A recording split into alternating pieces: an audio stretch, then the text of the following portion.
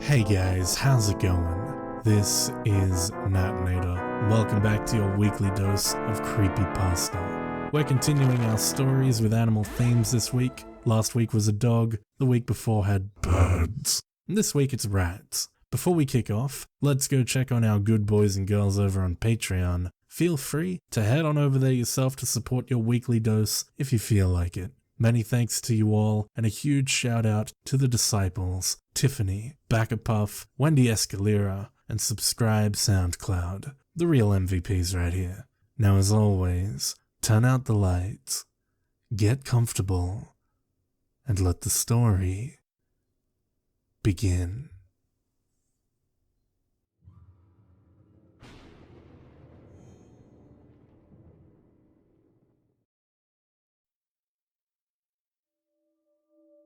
I found it 3 weeks ago, or rather, I found them, a knotted circle of fur, claws, and death. 6 rats tangled together by their tails, thrashed about my front lawn with little direction. Their shrieks pierced the air of what was normally a quiet street. I was going outside to get the mail when I spotted them. I approached as close as I dared to get a better look. I couldn't imagine the diseases they were carrying. At least half of them were dead or dying, their weight a hellish burden on those still cursed with life. They would flail vainly against the knot, trapping them together, before briefly fighting amongst each other whenever they collided in their confusion. They didn't understand why they were stuck, and they took their confusion and fear out on one another.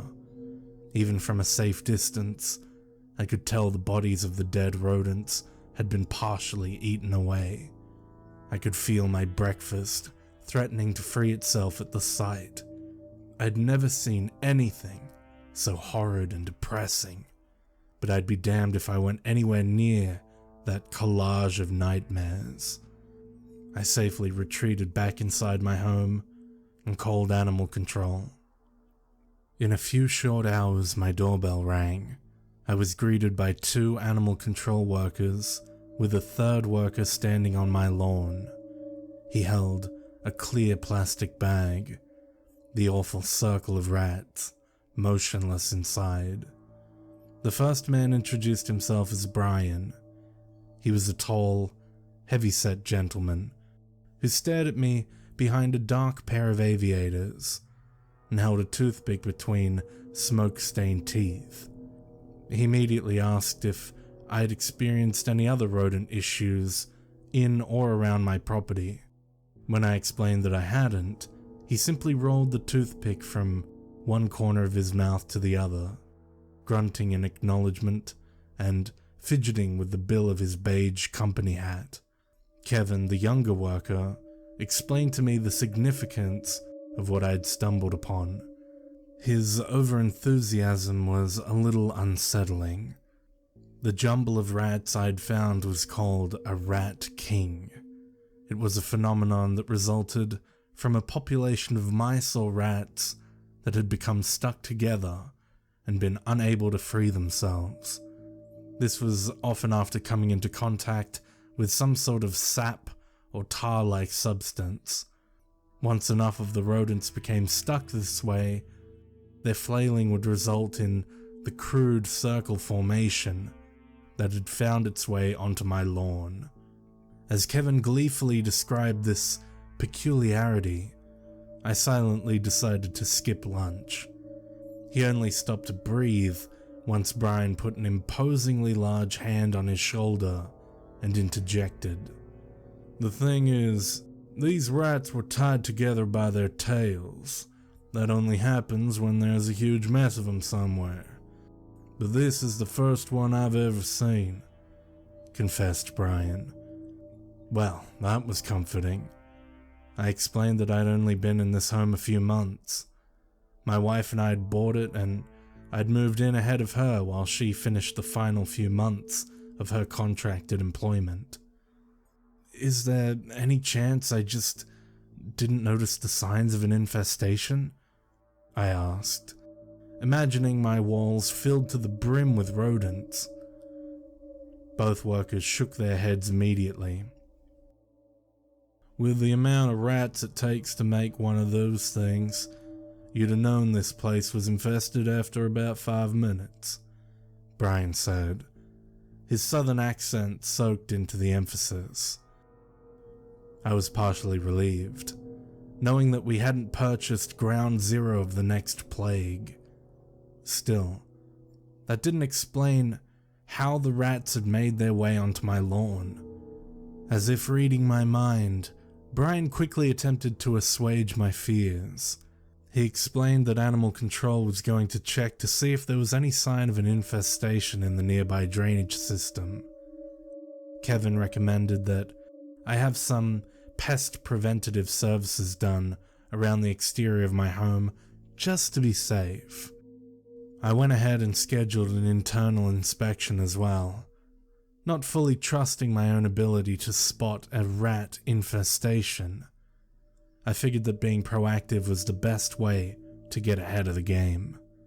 It was over a week before I heard anything regarding the rats again. The exterminator thankfully saw no signs of any infestation in or around my home. I opted for some outside traps anyway, unable to fully shake the sight of the tangled mess of rats from my mind. I hadn't received any updates from Brian, so I assumed animal control hadn't discovered some awful rat colony making their home in the sewers. I wasn't particularly afraid of rodents, but the thought of the circumstances which produced a rat king were enough to give anyone chills. I pictured thousands of rats piled on top of each other, with nowhere to move. In that horrid pile of confusion, their tails becoming knotted, joining them for the rest of their inevitably short lives. I could almost hear their squeaks and shrieks of fear and instinctive rage, attacking their fellow prisoners who were just as innocent as they were in the tragic merging. But it would be a different sound that brought them back into my life. I was busy unpacking boxes for our study. My wife was the one who owned all these books, and for months I'd procrastinated in unpacking them and putting them up. Unenthusiastically, I cut the tape on the third box when I heard a noise. It was faint, but still clearly the sound of scratching. I immediately stood and walked out into the living room, which served as the center point of the house, to listen for where the sound was coming from. It took only a moment to determine that the scratching was coming from the front door. It was similar to the scratching sound our cat, Kane, made when he wanted to come back inside.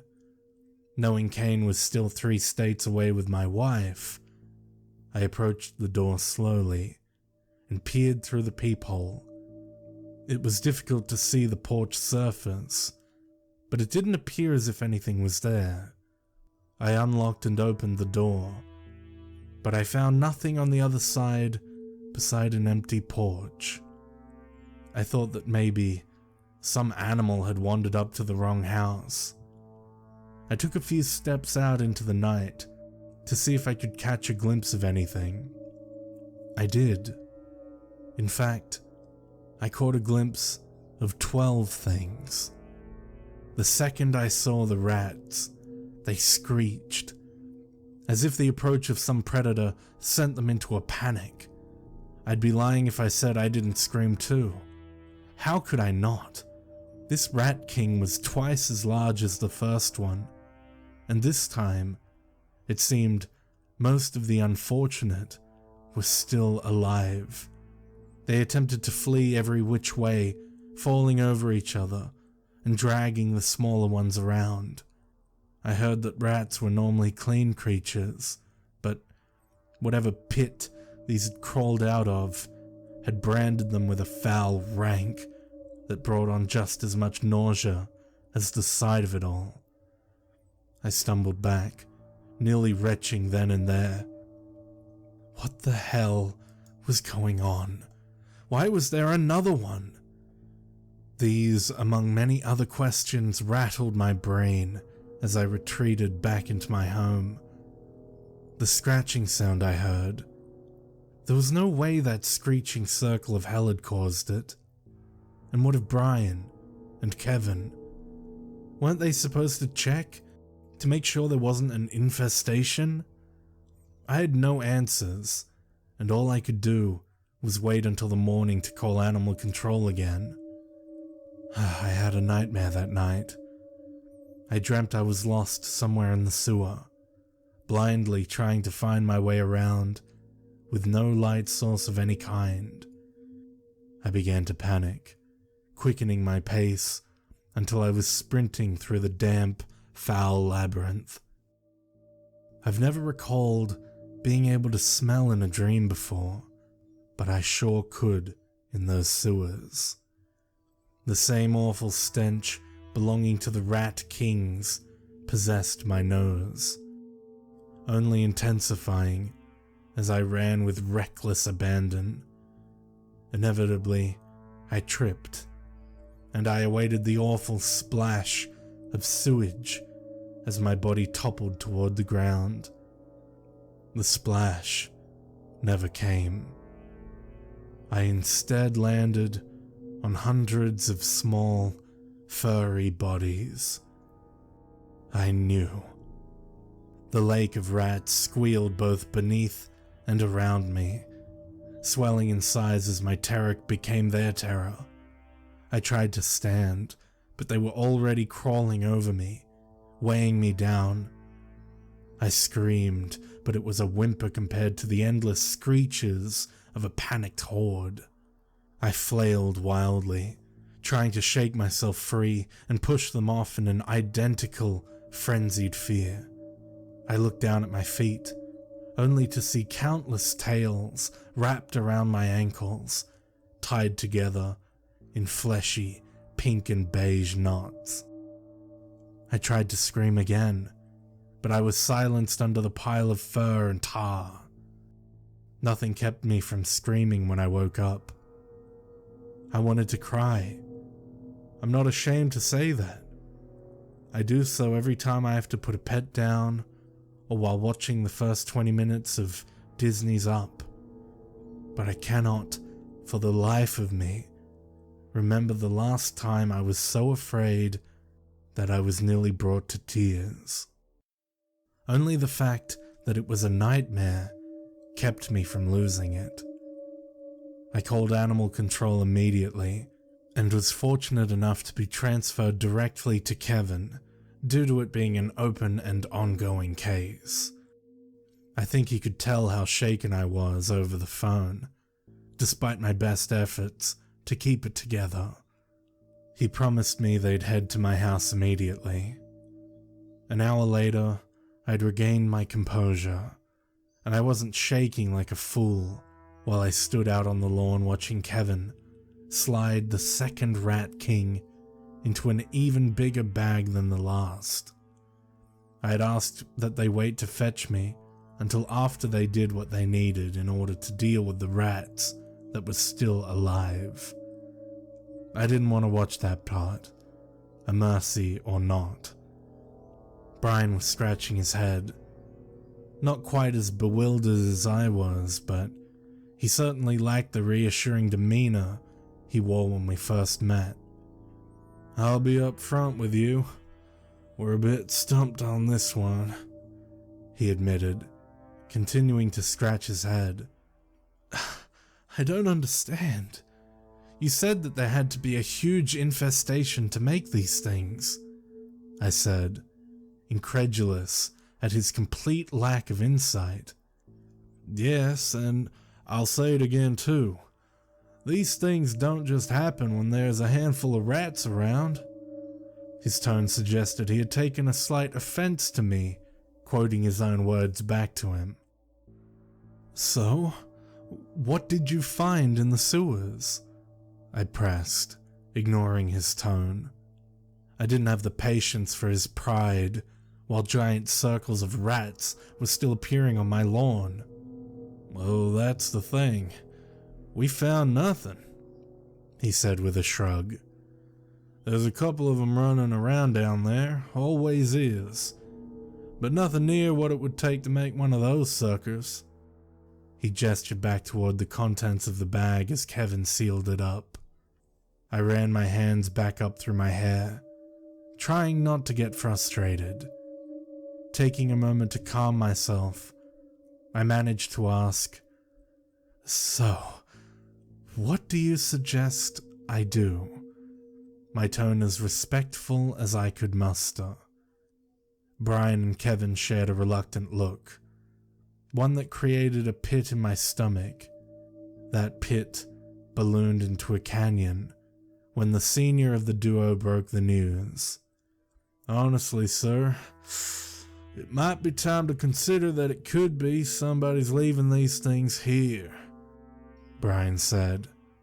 Even behind his aviators, I could tell his face was grimacing behind the weight of his words. I'm sorry? What did you say?" I asked. Honestly, I heard him word for word. My mind, however, wasn't ready to process the implications of what he had just said. Brian sighed, removing his hat and revealing his heavily balding scalp. I imagined something like this was out of his depth. But how did he think I felt? "I'm saying, you might want to notify the police," he clarified, which only added to my mountain of questions. "Because someone might be leaving those things in my yard? On purpose?" I laid out his insinuation, as if he had just asked me to believe in the Tooth Fairy. He nodded. "I'm afraid so.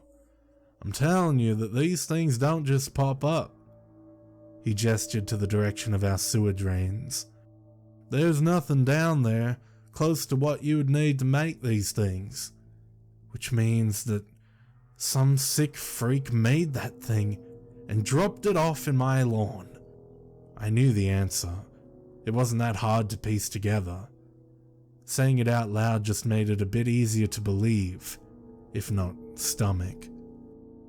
"We don't know for certain, but for your safety, I'd file a report if nothing else," said Kevin, chiming in.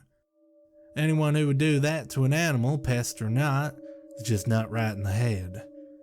Despite the fact the day was now worse than it had started, I thanked both of them for getting out here so soon and being upfront about everything.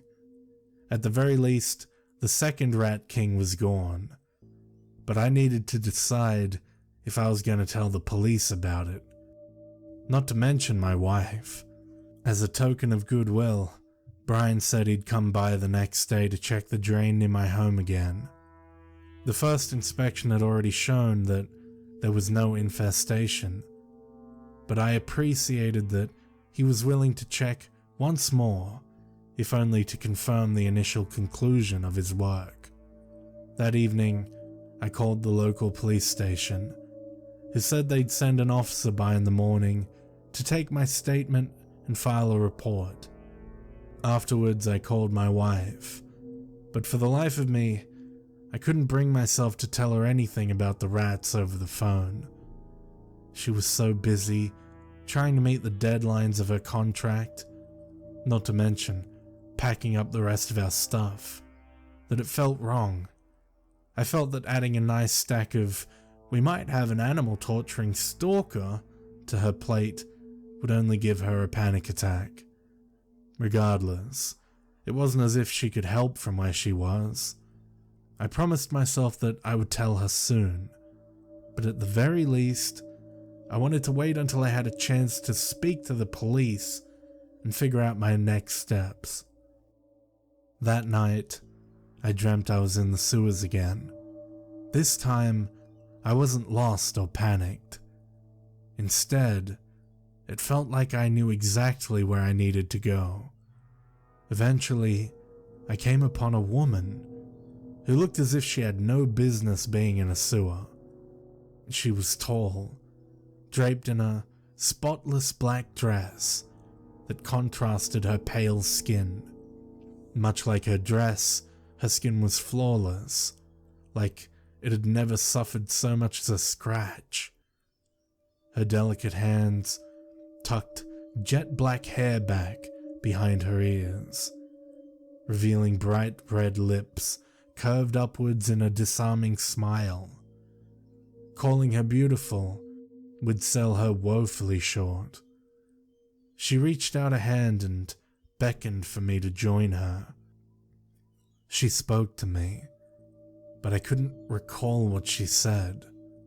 I only remember that her voice was inviting, and I walked toward her without so much as a second thought. The moment I took her hand, the dream ended, and I woke up to the blare of my alarm. Guilt loomed over me during breakfast. That dream was infinitely better than drowning in rats, but it still felt overtly real. I thought of my wife and felt shamed of how easily I went to the woman when beckoned. I know it wasn't real, but the fact that I didn't even think of my wife in the presence of this impossibly beautiful woman still upset me. Luckily, I wasn't able to mull in my shame for very long when I heard the police knocking on my door. They had sent a single uniformed officer, whose face I couldn't read very well as I recounted the grotesque events of the past week. I made sure to mention that animal control should have my case documented, so that I wouldn't come off as a paranoid nuisance or an LSD enthusiast.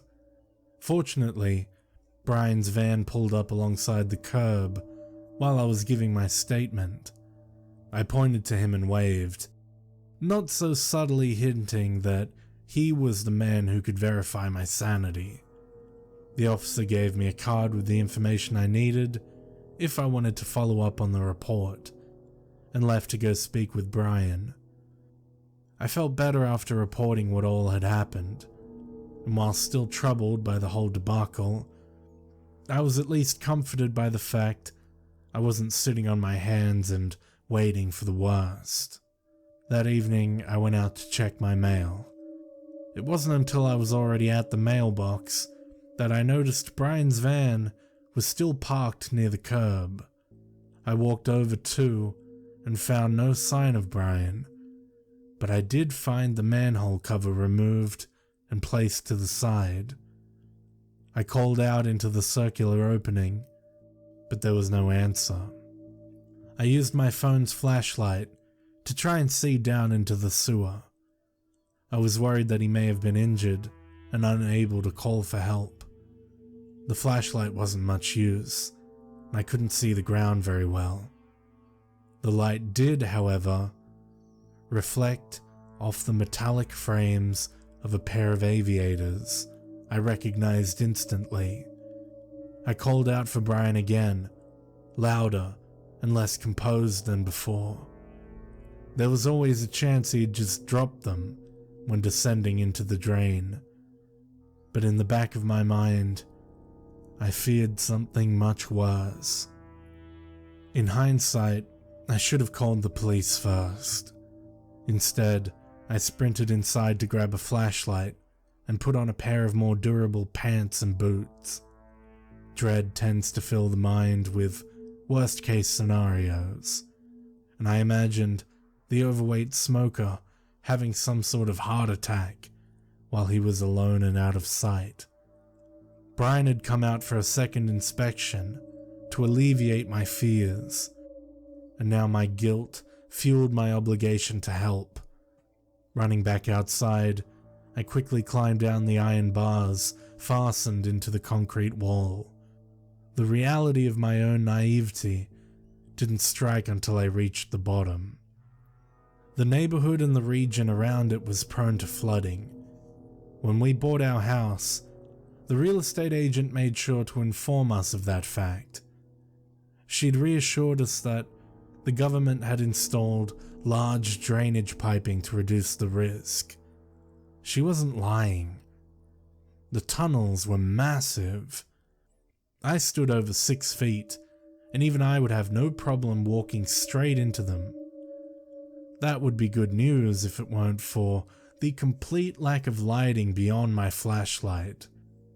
The manhole connected to the middle of a large concrete pipe, with only a black void of darkness waiting on either side. I wanted to call out for Brian, but something told me I shouldn't.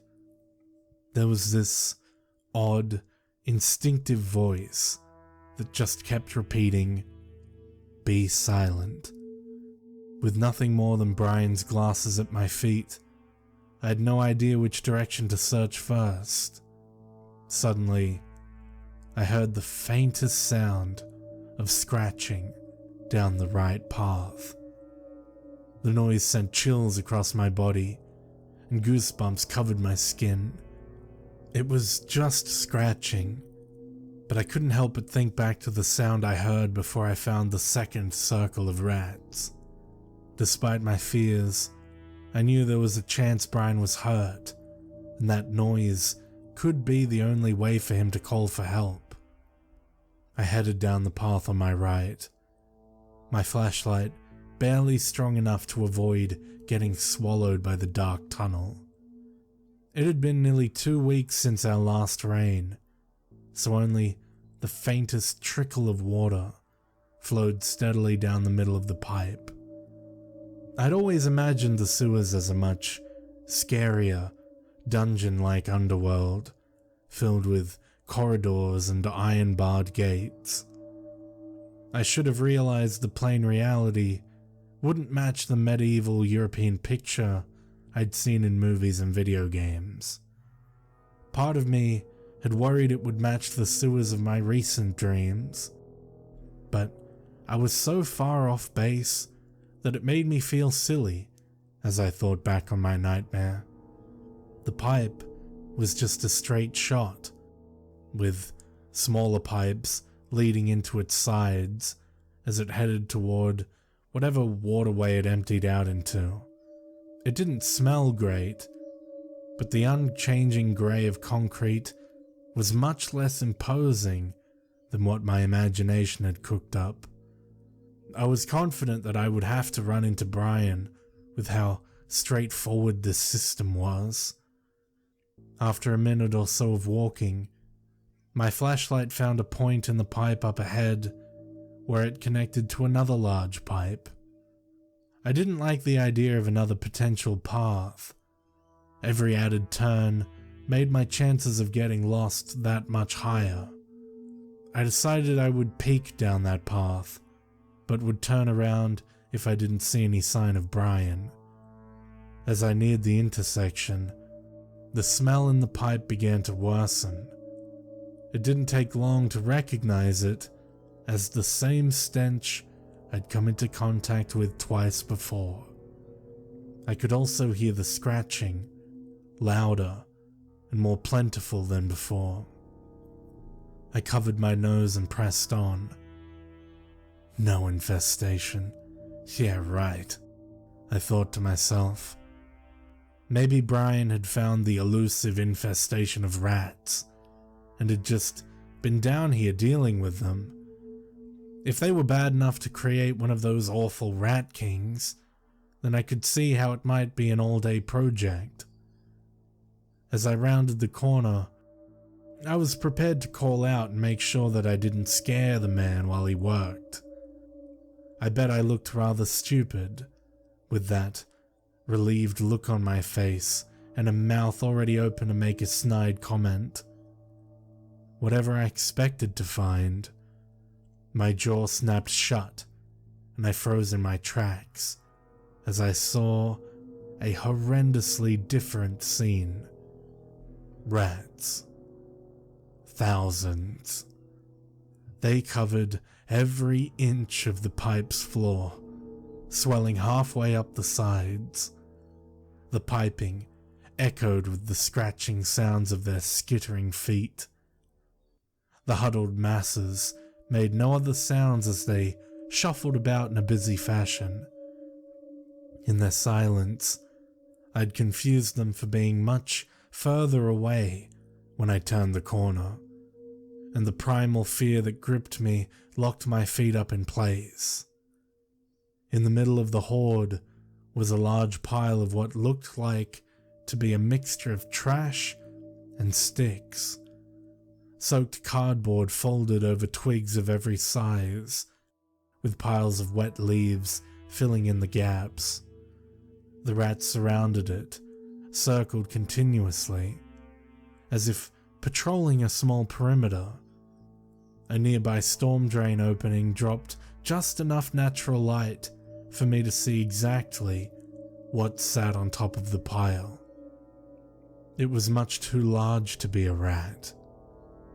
I'd have guessed it was a large dog, suffering from severe mange, if it weren't for the hulking, pink tail that curled around its resting place. Its flesh was pale, bare except for inconsistent patches of black fur. The fur was thickest at its head, with long black locks that looked more like human hair than that of a rat. Yet, the pointed snout, thick whiskers, and bulging eyes screamed rodent much louder than any human trait. Its jaw hung slightly agape, as if malformed to the point where it didn't match the top of its mouth. Drool poured out of the sides in slow, drooping streams, dripping onto the circling rat guard below. The awkward jaw curled up, and it almost looked like the creature was smiling as it watched the endless parade from what I figured to be a bed. Slowly, it reached out its hand. Its fingers were thin and excessively long. The pale digits gently reached into the marching black mass and plucked a single rat from his patrol. The rat sat completely still in the delicate grip as the Overlord picked another worthy candidate from the endless flow. I watched in nauseous horror as the monstrosity slowly gripped the motionless rats and began to tie their tails together. Not unlike the rest of the horde, there wasn't so much as a squeak of protest from the two victims. Holding them gently, the horrid thing reached back into the infinite supply below to select a third member for knotting. It didn't take me long to figure out what it was making. A gasp escaped my throat before I even had the chance to stifle it, and the creature's head snapped in my direction. Every tiny foot in the pipe became still. The rat beast seemed to study me for a moment, but I couldn't see any curiosity in the murky white pools that made up its eyes. Slowly, it rose up, as if to sit on its hind limbs, and I discerned that I had greatly underestimated its size. 6 pairs of swollen nipples jutted out from chest to stomach. Surrounding them were endless bed sores, oozing with pus and staining the alabaster skin a bruised red. Beneath where the creature had been laying, I spotted the pool of bright pink. Hundreds of baby rats lay shifting and squirming as they fought their way to the top of what I now understood to be a nest. None of this made any sense. I needed to run. "Don't run," commanded the voice in my head. My feet wouldn't move, or maybe I just didn't want to run. "It's okay. Don't be afraid." The voice was soothing, familiar. I felt myself relax. Some part of me resisted, screaming to hold on to my fear. I still didn't run. "Come here," she beckoned. I knew what called to me. The black sea of rats slowly parted, opening a pathway to the swollen monstrosity. Her arms slowly reached out, as if for an embrace. My mind was cloudy, but still I did not run. I walked towards her. As I walked, the obedient rodent children sat still as stones, putting the silence of mice to shame. My mind struggled, failing to grab and hold on to a single thought other than the command to walk. My vision blurred, and the monstrosity that had summoned me began to change. Her features warped and twisted, and soon the woman in black from my dream stood in her stead. I'd never been near something so beautiful in my life. Her arms were still outstretched, waiting for me to join her. Little by little, my thoughts melted away until there was only her. I stepped into her arms and wrapped my own around her pale body.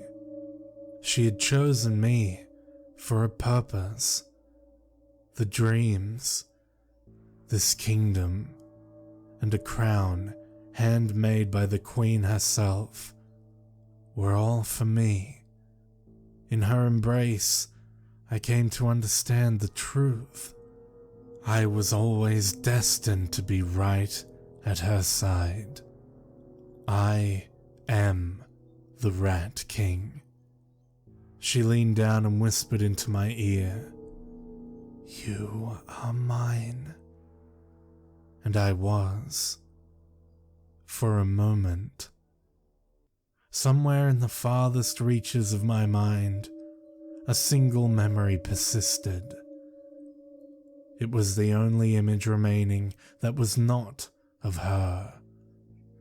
It was my wife, the one who I had bought a home with, the one who was working to exhaustion so that she could join me in our new adventure, the one who was waiting for me to call her.